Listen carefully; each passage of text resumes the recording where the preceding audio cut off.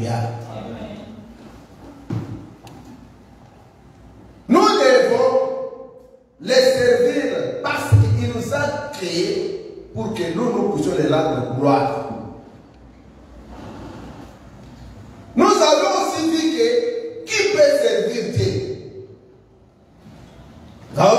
Pour servir Dieu, il fallait d'abord être délivré. Parce qu'un esclave ne peut pas servir Dieu. C'est pourquoi nous avons dit que tous les temps qu'Israël était en Égypte, ils n'avaient pas chanté. Mais les jours où ils sont sortis d'Égypte, Israël a chanté un cantique pour louer Dieu, pour s'émerveiller. Et aussi lorsque Israël était amené en captivité à Babylone, la Bible dit ceci: les bourreaux les demandaient de chanter un cantique de Sion, et les Israélites ont répondu en disant: oh Jérusalem, si nous concluons que notre langue s'attache au palais, comment chanterions-nous un cantique de l'Éternel dans une terre étrangère? Ils avaient refusé de chanter à Babylone puisqu'ils étaient dans l'esclavagisme. C'est pourquoi pour servir Dieu, il faut d'abord que l'homme soit délivré. Il fallait que l'homme soit purifié, qu'il soit sanctifié. C'est pourquoi il avait fait le serment à Abraham. Nous avons vu ça dans Luc chapitre 1, 74e verset et 75. Il dit: après que je leur délivrerai de la main de leurs ennemis, ils me serviront tous les jours de leur vie, en marchant devant moi dans la crainte tous les jours de leur vie. Alléluia. C'est-à-dire que celui qui sert Dieu doit d'abord marcher dans la sanctification. Il doit être purifié, parce que nous avons vu que lorsque les Israélites venaient pour offrir à Dieu des sacrifices, la première des choses qu'ils voyaient à l'entrée du tabernacle, c'était l'autel des holocaustes. Or, l'autel des holocaustes aujourd'hui représente la croix de Jésus-Christ. C'est-à-dire que lorsqu'un pécheur vient, il se reconnaît d'abord pécheur et il voit qu'à cause de ce péché, il y a un juste qui était mort pour lui, Jésus-Christ. Et il reçoit cette œuvre-là par la foi, en regrettant ses péchés et en confessant, en se repentant, en prenant la décision d'abandonner tous ses péchés et de suivre Jésus-Christ. Là, il entre par la porte, puisque c'est ça même le premier pas. C'est d'abord par la repentance. Que Dieu vous bénisse. Aujourd'hui, nous sommes à notre troisième point. Nous avons dit pourquoi servir Dieu, qui peut servir Dieu. Maintenant, comment servir Dieu. Nous allons lire dans Romains chapitre 12, versets 3 à 8.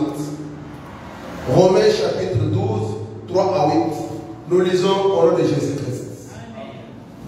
Par la grâce qui m'a été donnée, j'ai dit à chacun de vous de n'avoir pas de lui-même une trop haute opinion, mais de revêtir des sentiments modestes, selon la mesure des fois que Dieu a réparti à chacun.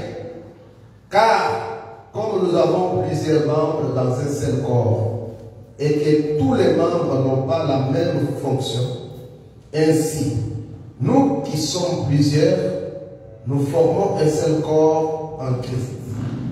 Et nous sommes tous membres les uns des autres. Puisque nous avons des dons différents, selon la grâce qui nous a été accordée, que celui qui a les dons de prophétie l'exerce en proportion de la foi. Que celui qui est appelé au ministère s'attache à son ministère. que celui qui enseigne s'attache à son enseignement.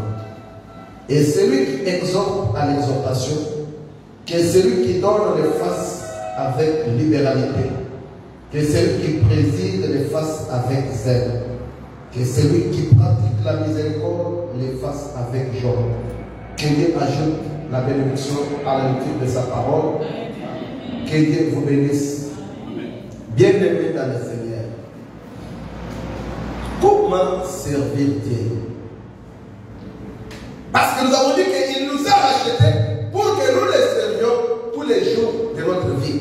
Maintenant, il faut savoir comment servir Dieu. Je sais que dans le passage que nous venons de lire, l'apôtre Paul, qui est notre apôtre des païens, il nous dit ceci. Par la grâce que Dieu a départie, que Dieu a donné à chacun de vous. Donc, que personne ne puisse pas avoir une trop haute opinion de lui-même. Donc, tu dis non, dans cette église-là, oh non, c'est moi qui prêche bien. C'est moi qui entends bien les cantiques. Si je ne vais pas à l'église de Côte-à-Marie, alléluia. Puisqu'aujourd'hui, j'ai déjà vu, les choristes ne veulent pas qu'on les appelle choristes. Aujourd'hui, les choristes veulent qu'on les appelle musiciens. La chorale, une fois que c'est déjà dépassé, il faut qu'on appelle que non, orchestre. Maintenant, qu'est-ce qu'il faut? Nous savons que lorsqu'il y avait les choristes, ils viennent, ils suivent les enseignements, ils s'assoient dans les bancs. Mais aujourd'hui, les musiciens, ils paient naviguer dans 10 églises un seul dimanche. Il sait que non, dans cette église, comment s'appelle la télé. Il va seulement lorsqu'on donne les passages pour chanter, il chante et il sort. L'enseignement, ça ne leur dit rien. Vous êtes dans une conférence, ils chantent, les gens crient, les gens ils chantent, les gens louent. Lorsque l'enseignement commence, ils sont dehors en train de discuter, en train de parler. Et ils disent que non, si nous ne sommes pas à l'église, c'est nous qui nous amenons de l'ambiance dans l'église. C'est nous qui attirons les gens pour venir dans l'église. Alléluia. L'apôtre Paul dit ceci, que personne ne puisse avoir une très haute opinion de lui-même. Dire que non, puisque c'est moi qui prophétise. Donc les gens viennent à cause de mon nom. L'apôtre Paul dit ceci. Même moi, l'apôtre Paul qui prêche, même celui qui arrose, qui exhorte, nous sommes des serviteurs inutiles. Que celui qui plante, que celui qui arrose, nous sommes que des serviteurs inutiles. Mais c'est Dieu qui fait croître. Alléluia.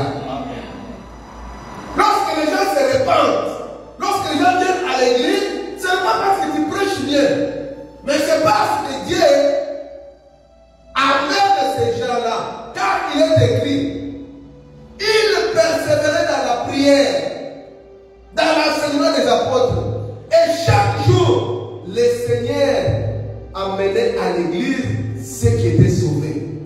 Ce n'était pas Pierre qui amenait les gens, ce n'était pas Jean, mais c'était le Seigneur lui-même qui envoyait ceux qui étaient sauvés. Alléluia. Oui. Ici nous sommes à cette Cape Town. Le Seigneur connaît aussi le nombre de gens qu'il veut sauver à travers ce ministère, à travers cette église. Mais nous, qu'est-ce que nous devons faire? Nous devons travailler, nous devons être des serviteurs fidèles. Parce que nous tous, nous recevrons notre récompense. Si nous travaillons bien, parce que nous devons savoir comment travailler, parce que nous disons servir Dieu pour être béni. En servant Dieu, il y a la bénédiction. Mais il y a des gens qui ont servi Dieu. Au lieu d'attirer la bénédiction, c'était la malédiction.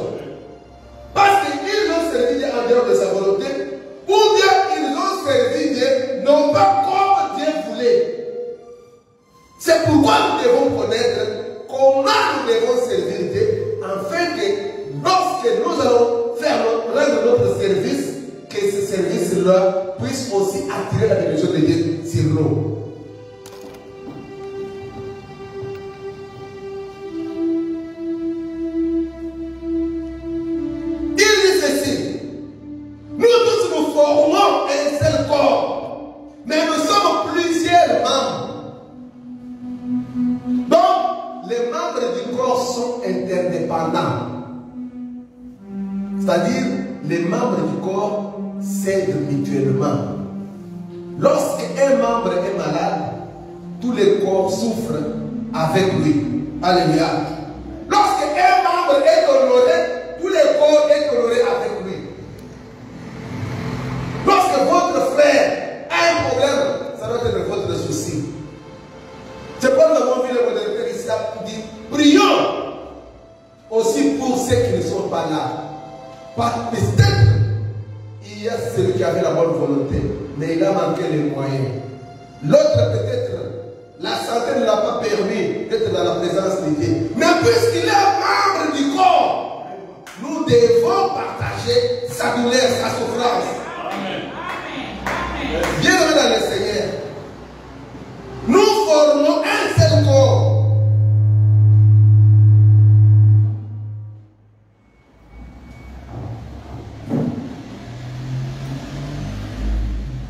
Puisque nous avons des dons différents, selon la grâce que Dieu a départie à chacun.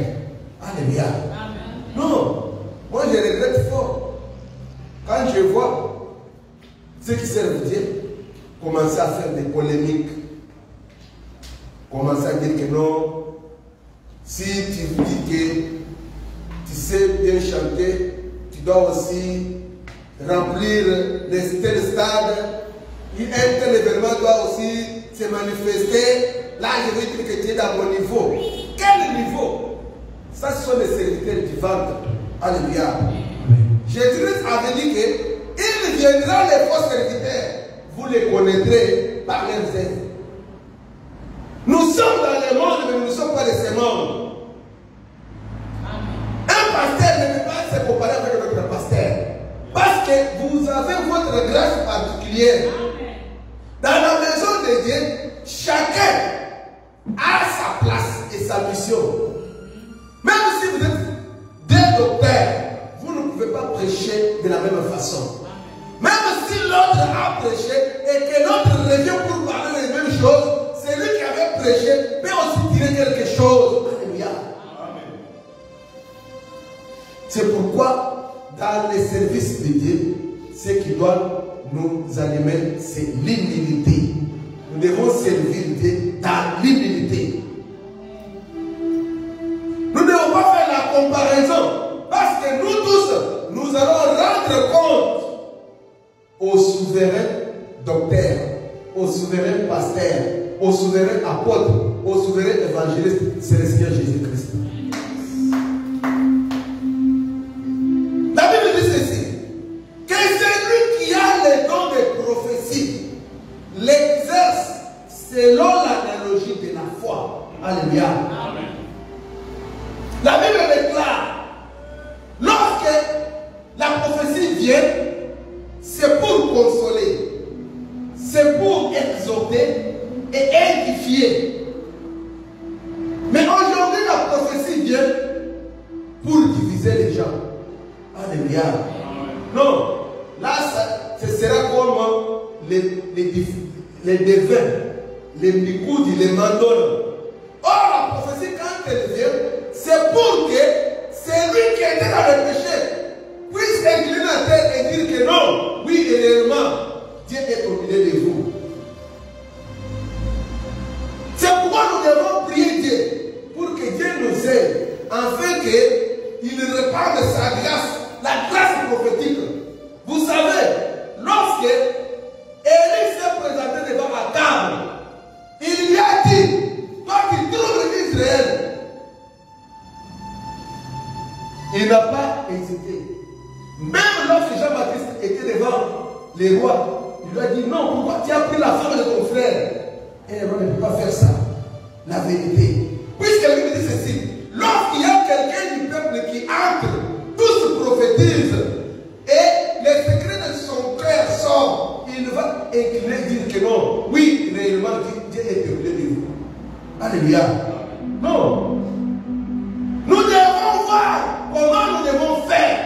Aujourd'hui, les prédications montrent seulement des bénédictions, prospérité. Les cantiques, les chansons tradition. Les prophètes aussi entrent dans la danse. Non, il faut que quand quelqu'un vient, il est allé dans le péché. Et Dieu dévoile le péché. Et il s'incline. Demain, il n'ira pas encore pécher. Il va dire, si je vais essayer, quand j'irai là, tout va sortir au clair. Alléluia. Pourquoi aujourd'hui les sorciers peuvent venir et entrer dans l'église et en sortir, faire n'importe quoi et sortir? Non. Il faut que Dieu nous fasse grâce. Que lorsque la parole sort, qu'elle puisse amener afin que les gens puissent se repentir. Parce que c'est ça la mission que Dieu nous a donnée. Alléluia.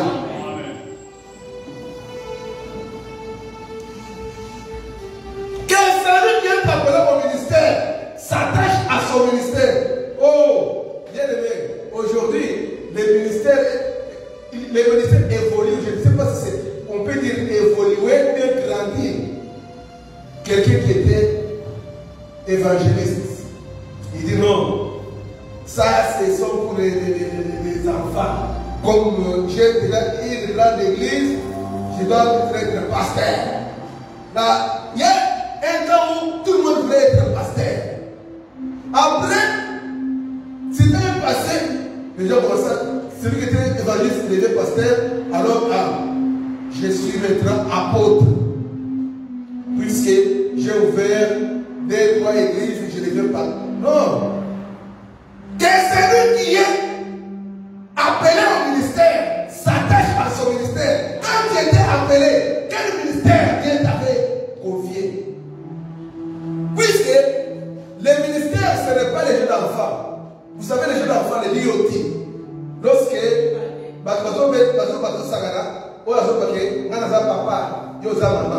alléluia. Et ça, bon côté, les ministères, moi, on a mis ça comme côté. On a mis ça comme c'est-à-dire que même si tu es appelé, parce que nous savons qu'on est avec le ministère, mais le ministère doit être encadré. Alors, celui qui encadre, c'est celui-là qui va introduire, qui va présenter. Puisque Jésus-Christ, bien qu'il était Dieu, mais il fallait que Jean-Baptiste puisse le produire en disant que voici l'agneau de Dieu qui ôte les péchés du monde. Jésus n'avait même pas besoin du baptême. Parce que le baptême de Jean, c'était le baptême de la repentance. Or, Jésus n'avait pas péché. Mais il dit ceci, laissez faire ce qui est justice. Alléluia. Amen. Il faut vous attacher à votre ministère. Nous avons vu des gens qui ont évangélisé à travers le monde. Et ils ont laissé les églises dans tous les continents. Ils étaient évangélistes. Ils sont morts évangélistes. Alléluia. Mais lorsque cette étape est terminée, les gens ont commencé maintenant avec l'étape des bishops.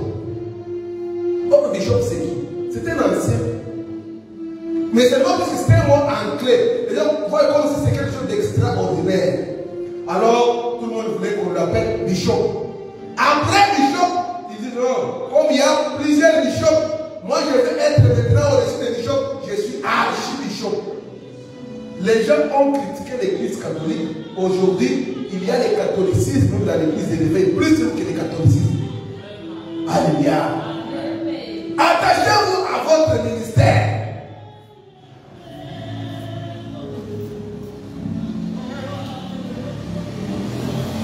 Que celui qui enseigne s'attache à son enseignement. Oui, vous savez que les gens sont bénis. Ah, non. Nicolas, ma prophète me donne la succès. Tout celui qui enseigne, quand il est à la chair, il faut qu'il devienne prophète. Maman, au moins,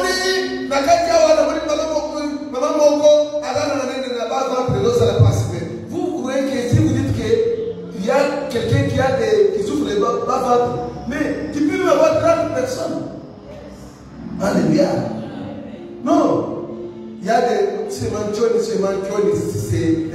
les gens commencent à aller louer les gens pour créer des faux miracles.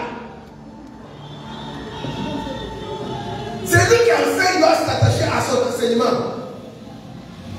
Celui qui exhorte à l'exhortation. Celui qui donne les faces avec Alléluia. Aujourd'hui, pour se dire serviteur, les gens croient qu'on est serviteur seulement quand vous passez à la chair, puis à la modération. Non. On peut servir de diverses manières. Celui qui donne, c'est un serviteur de Dieu. La Bible dit ceci. Jésus-Christ partait de ville en ville. Il y avait des femmes de distinction derrière Jésus-Christ qui les soutenaient avec leurs biens. Voyez, Jésus qui était Dieu, lui qui a envoyé Pierre, lorsque les gens qui étaient venus chercher, la taxe était venue. Il a dit à Pierre, va à la rivière et pêche les premiers poissons que tu prendras, ouvre dedans et tu vas avoir l'argent pour payer les taxes pour toi et pour moi. Jésus qui a multiplié les bêtes et les poissons. Mais il fallait que les gens puissent soutenir son ministère. Jésus n'avait pas besoin de soutenir son ministère, mais c'était pour nous donner un exemple. Alléluia. Comme nous l'avons dit la semaine passée, quand Dieu t'est venu, tu donnes la force de travailler. Alors qu'il y a d'autres personnes qui sont intelligentes que toi, mais leur santé ne leur permet pas de travailler. Mais comme Dieu t'a béni, Dieu aussi a sa part. C'est pourquoi il avait dit à Israël, quand tu mangeras, tu te rassasiras, tu habiteras dans de bonnes maisons. Non, que ton cœur ne s'enfle pas, jusqu'au point d'oublier l'Éternel. Souviens-toi de l'Éternel Dieu, car c'est lui qui te donnera de la force pour acquérir tous ces biens-là. Soutenir l'œuvre de Dieu, c'est aussi servir Dieu. Yes. Oh non, comment dire qu'il a sali, c'est même, d'abord on va passer à la vérité, par les bails à la vérité. Puisque, vous savez, l'église, quand il vient, il faut fermer les oreilles. Dans l'église, il y a aussi des vieux prophètes. Les vieux prophètes dans le temps, il était mort, mais l'esprit du vieux prophète est là. Toi, tu peux venir, tu as les ailes de servir Dieu. Quelqu'un peut te dire, ah, toi, tu as bon les ailes. Toi, si tu peux faire, si tu as ça, tu es là,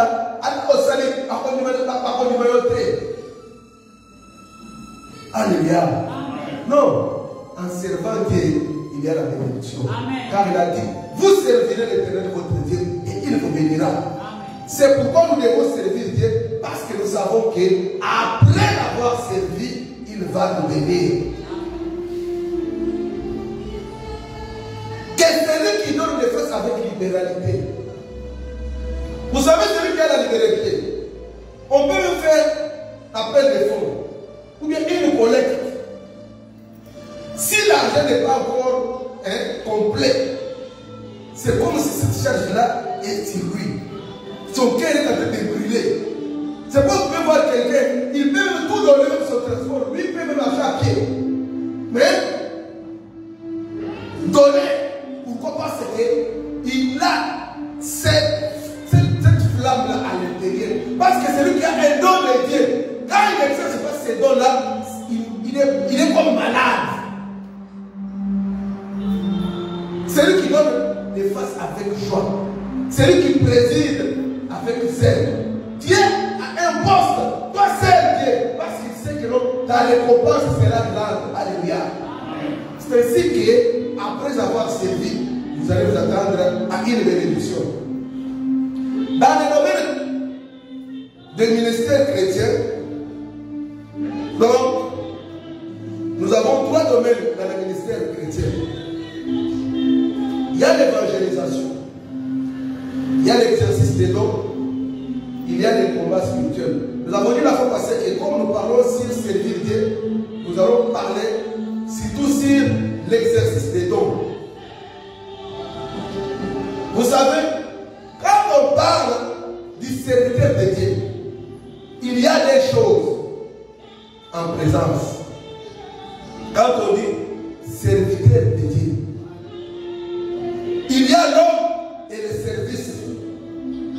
C'est pourquoi un serviteur de Dieu, c'est le service dans un homme pour la gloire de Dieu. Alléluia.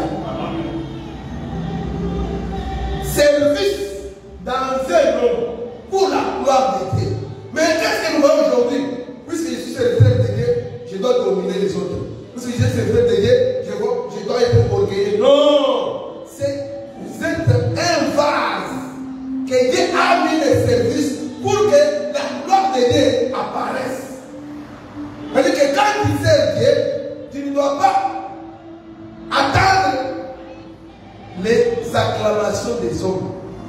Mais tu sais Dieu parce que tu sais que tu auras une récompense. Sans cela, personne ne peut servir Dieu. C'est pourquoi, ces jours-là, si vous voyez dans les rois, lorsque la Sunamite a vu Élisée passer, il dit à son mari, cet homme qui passe souvent chez nous est un saint homme de Dieu. Alléluia. Amen. Cet homme qui passe est un saint homme de Dieu. C'est-à-dire, un serviteur de Dieu, il doit d'abord être saint. C'est-à-dire, il doit être sanctifié. Or, sanctifié, c'est être mis à part pour servir Dieu. Et non venir nous dire que non, faites ce que je vous enseigne, faites ce que je prêche, mais ne faites pas ce que moi je fais. Puisque moi aussi je suis un homme. Non. Si tu es encore homme, mais tu dois te mettre dans les bas, parce que pour te mettre devant le peuple de Dieu, parler de la part de Dieu, tu dois d'abord être brisé. Et ainsi tu pourras parler de la part de Dieu.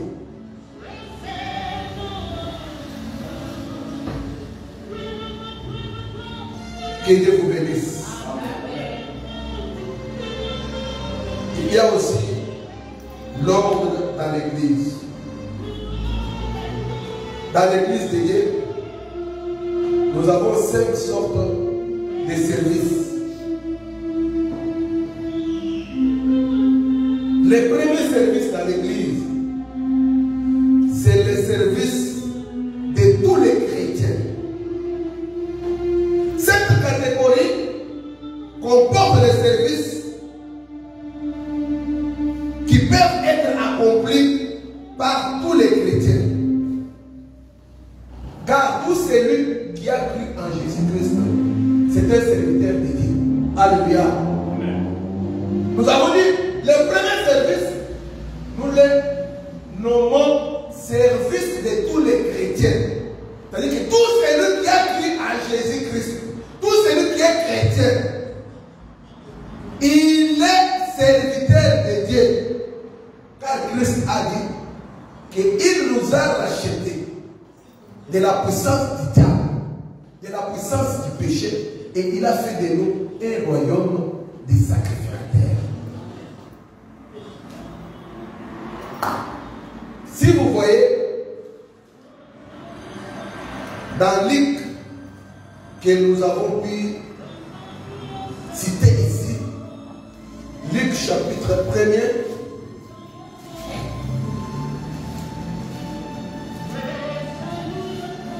« 74 et 75. De nous permettre, après que nous serions délivrés de la main de nos ennemis, de les servir sans crainte, en marchant devant lui dans la sainteté et dans la justice tous les jours de notre vie. » Alléluia. Amen. Ça, c'était le cantique que Zacharie avait prononcé. C'était une prophétie. Il parlait de Jésus. Lorsque Jean-Baptiste était né, il dit que non, Dieu nous a visités. Se souvenez de sa sainte promesse qu'il avait dit que après nous avoir délivrés de la main de nos ennemis, nous allons les servir tous les jours de notre vie en marchant devant lui dans la crainte et dans la sainteté. Craindre Dieu.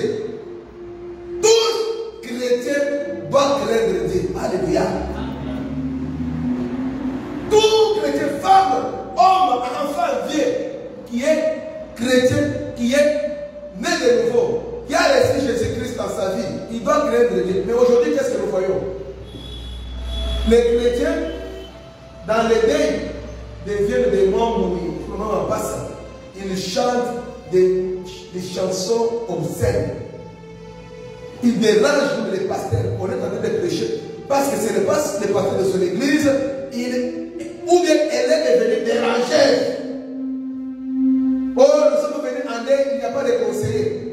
sont que maintenant, tu vas conseiller. Mais celui qui dit ça, à la chrétienne, pourquoi? Parce que c'est celui qui prêche ce n'est pas au pasteur. Mais si il voit un pasteur commettre quelque chose, il dit, ah, n'est pas pasteur.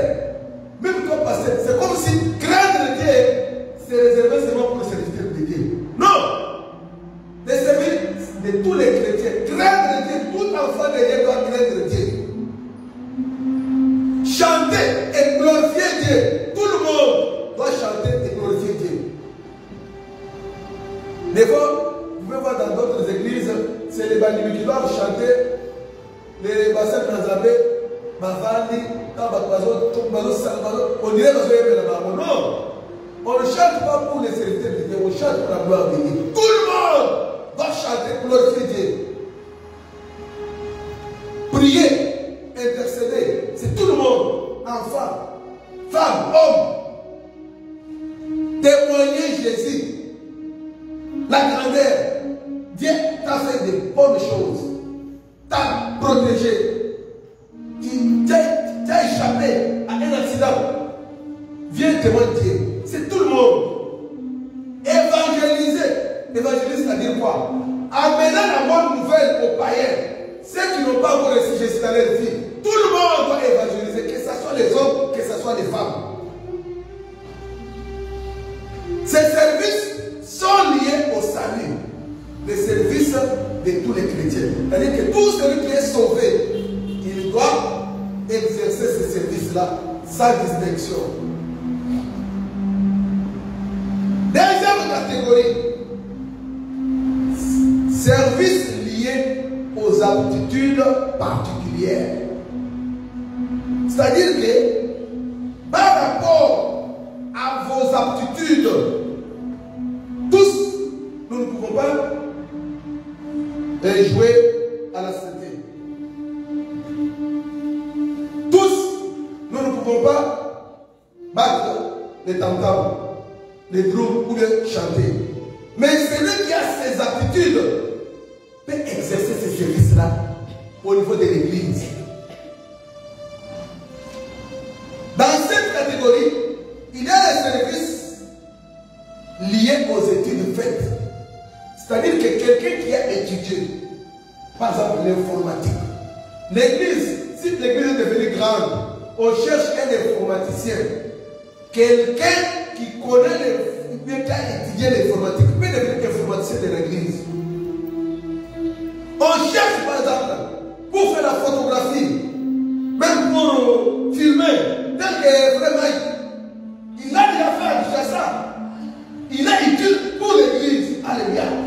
C'est-à-dire qu'il a étudié, ou bien il a déjà travaillé dans des domaines, et quand il vient à l'église, il prend maintenant cette connaissance au service de Dieu. Il y a aussi des services liés aux aptitudes de chaque individu. Quelqu'un qui n'a même pas étudié, mais qui a des compétences. Nous avons déjà vu des gens, même fait la mécanique, mais il va passer à l'école. Il a été seulement à côté de quelqu'un qui était mécanicien. Mais quelqu'un d'autre peut même faire 30 ans à côté de mécanicien, mais il n'apprendra pas ça. Il y a des gens qui ont des capacités que Dieu a mises en eux. Donc, ils peuvent amener leur connaissance au service de Dieu, au service de l'Église, pour l'évolution de l'Église. Exode chapitre 31. Lorsqu'on faisait la construction des tabernacles, vous voyez ce que Dieu disait? Exode 31, du premier verset au 6e verset. L'Éternel parla à Moïse et dit: sache que j'ai choisi Bezalel, fils d'Uri, fils de Hur, de la tribu de Juda.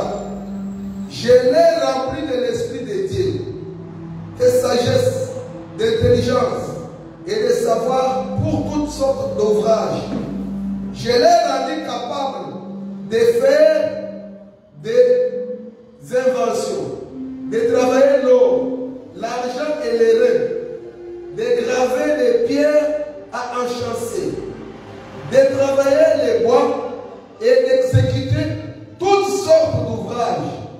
Et voici, je lui ai donné pour elle, au Olalia, fils d'Abisamak, de la tribu des dames. J'ai mis de l'intelligence dans l'esprit de tous ceux qui sont habiles pour qu'ils fassent tout ce que je t'ai ordonné. Alléluia. Dieu avait dit à Moïse de faire le tabernacle selon le modèle que Dieu lui avait montré. Quand Dieu donne la mission, quand Dieu donne la vision, il donne aussi la provision. Moïse pouvait dire que tout ce que tu peux montrer, comment est-ce que je pourrais le faire? Dieu a un esprit d'intelligence, de savoir-faire, de sagesse à d'autres personnes. Et il envoie Moïse pour appeler ces gens, afin qu'ils puissent être à son service. Bien aimé, il ne faut pas fouler la grâce de Dieu. Oh, vous voyez? Non, il ne faut pas vous enorgueillir. Parce que tout ce que nous avons, nous l'avons reçu de Dieu. Alléluia. Bilan, nous sommes posés dans le beau.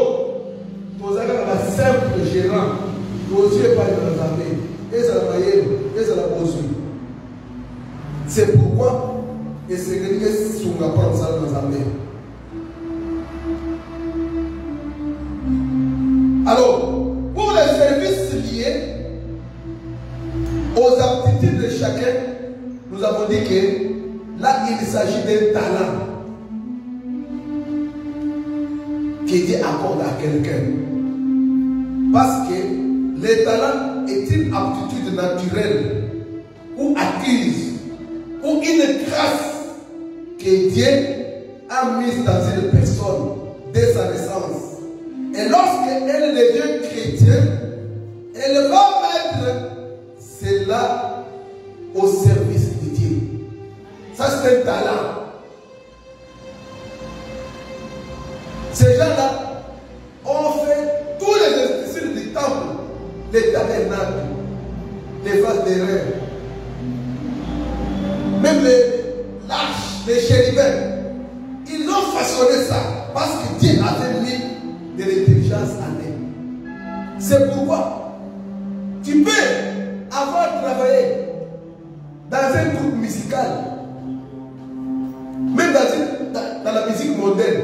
Mais quand tu viens à l'église, tu connais déjà même jouer les fanfares à la flûte. Tu seras aussi une bénédiction pour l'église. Tu vas mettre l'aptitude que tu as, les talents que tu as là pour l'avancement de l'église. Alléluia. Parce que dans l'église, il n'y a pas de spectateurs d'un côté et des acteurs de l'autre côté.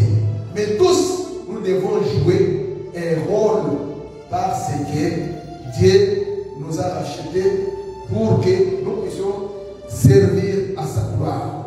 Bienvenue dans le Seigneur. Ce que je voudrais seulement vous dire est que vraiment, l'année 2025, que chacun de vous puisse se mettre au service de Dieu. Vous savez, les 7 lettres d'Apocalypse, la première lettre envoyée à l'église d'Éphèse, qu'est-ce que Dieu dit? Je connais ta persévérance, je connais ton zèle, je connais ce que tu as fait du bien. Tu as même éprouvé ceux qui se disent apôtres et qui ne le sont pas. Ça c'est bien.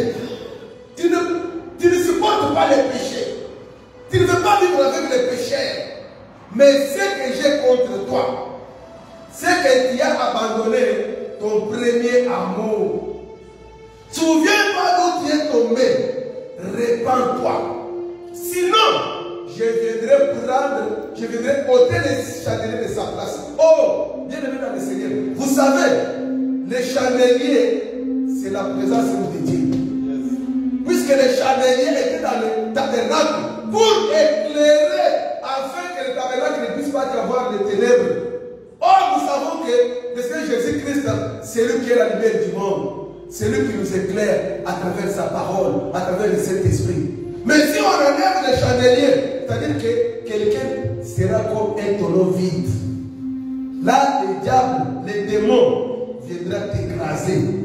C'est pourquoi il dit ceci. Souviens-toi d'où tu es tombé. Répands-toi. Mon frère, ma sœur. Quand tu étais au Congo, tu servais Dieu. Tu priais beaucoup. Mais depuis que tu es venu à l'Afrique du Sud, tu t'es rétrogradé. Nous sommes dans la marche. Si quelqu'un tombe, il ne doit pas demeurer. Mais il doit toujours se relever. Parce que nous savons que notre destination, c'est entrer dans la gloire éternelle. C'est pourquoi Dieu a voulu te parler aujourd'hui. Nous voudrons maintenant prier. Que chacun puisse faire l'examen de conscience. Regarde comment tu servais Dieu. Qu'est-ce qui a fait que tu puisses reculer? Qu'est-ce qui a fait que tu puisses te refroidir? Or, à l'église, tu ne viens pas pour quelqu'un, tu ne viens pas pour le pasteur, tu ne viens pas pour les diables, mais tu viens parce que tu as une mission que tu dois accomplir. Et si tu accomplis bien ta mission, tu auras aussi une récompense. Mais si tu n'accomplis bien ta mission, Dieu te la réclamera. Parce que vous savez, dans la parabole des talents, Christ a dit, celui qui avait pris 5 talents, il avait fructifié, il a eu aussi d'autres 5. Celui qui avait eu 2 talents, il a fructifié, il avait eu encore 2. Mais celui qui en avait qu'un, il dit non, Seigneur, je connais que toi tu es un homme méchant. Tu moissonnes là où tu n'as pas semé. J'ai pris ton talent, je l'ai gardé. Je l'ai enterré. Il dit, méchant serviteur, je ne te prends pas tes paroles. Tu savais que moi, j'ai besoin là où je n'ai pas planté. Pourquoi tu n'étais pas allé mettre mon argent dans la banque pour que je retire avec intérêt? Alléluia. Tout ce que nous avons comme grâce, comme aptitude, comme talent, comme don, nous l'avons reçu de Dieu. C'est pourquoi nous devons les mettre au service de Dieu. Parce que tous les dons que Dieu nous donne, ce n'est pas pour nous-mêmes. Les dons que Dieu nous donne, c'est pour servir les autres. Alléluia. Je ne dois pas dire que non, comme je prêche, je dois rester à la maison, commencer à prêcher, ma femme et mes enfants, non. Je dois l'exercer pour l'évolution, pour que ça puisse contribuer à l'avancement de l'œuvre de Dieu. Inclinez votre tête. Nous allons tous prier. Chacun va prier. Comme vous avez écouté la parole de Dieu, que Dieu puisse nous soutenir. Parce que de nous-mêmes, nous ne pouvons rien faire. Qu'il puisse nous fructifier. Parce que c'est lui qui relève ceux qui tombent. C'est lui qui fortifie ceux qui chancellent, qui te donne la force de vaincre. Oui, parce que nous sommes environnés aussi des ennemis qui nous combattent, qui lui nous fortifie, qui donne les armes offensives et défensives afin de résister et de vaincre. Parce que lui-même avait déjà vaincu. Nous sommes dans la victoire, mais nous devons aussi, oui, réanimer les dons, réanimer les grâces que Dieu a mises à nous. Au nom de Jésus-Christ, prions-nous tous. Nous te bénissons notre amour, Dieu de l'armée. Nous te levons, Père très saint, pour ton amour et ta bonté, pour ta miséricorde et ta grâce. Car tu dis dans ta parole, dans leur détresse, ils crièrent vers l'Éternel. Il leur envoie sa parole les guérit. Laisse que cette parole puisse être une bénédiction, une délivrance pour ton peuple. Oui, que tu nous viennes en aide, notre Dieu, pour que nous puissions te servir avec les ailes. Que nous puissions, au niveau roi, rentrer dans les premiers en haut, afin que Jésus-Christ nous puisse nous tenir dévot pour mettre, oh Jésus-Christ, à la contribution de ton Église, les grâces, les talents, les dons, tout ce que tu nous as donné comme aptitude, afin que cela puisse servir à l'avancement de ton œuvre. Je m'oppose contre toutes les forces contraires de ta volonté, tout esprit mauvais qui vient pour décourager le peuple de Dieu, pour venir avec la distraction, pour venir avec les faiblesses. Je vous chasse le peuple de Dieu au nom de Jésus-Christ. Que ta grâce, ton amour et ta volonté sur notre partage, au nom de Jésus-Christ. Notre Seigneur, notre Jésus, prier. Amen.